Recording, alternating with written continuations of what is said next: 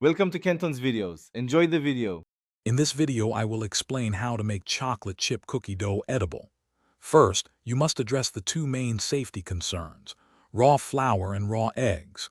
Raw flour can contain harmful bacteria, so it needs heat treatment. Similarly, raw eggs pose a risk of salmonella.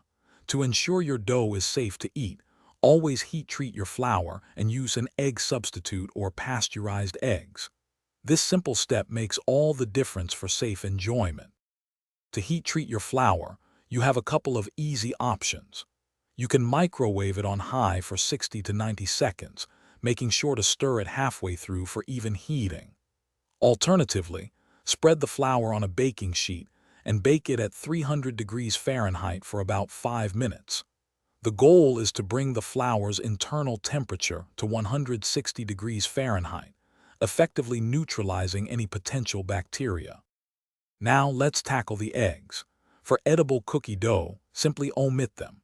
You can replace the moisture and binding properties of eggs with alternatives like a tablespoon or two of milk, a small amount of applesauce, or a flax egg mixture. Remember to adjust the liquid content slightly to achieve that perfect, scoopable dough consistency.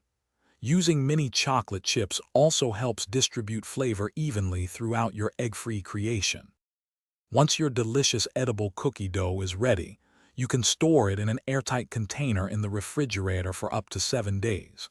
If you want to enjoy it for longer, simply freeze the dough for up to 1 month. It's perfect for a quick treat whenever a craving strikes. Also, for those who love to prep meals, check the description for a link to some fantastic leak-proof containers and other great deals. Enjoy your safe and tasty creation. Thanks for watching. Consider subscribing if we helped you.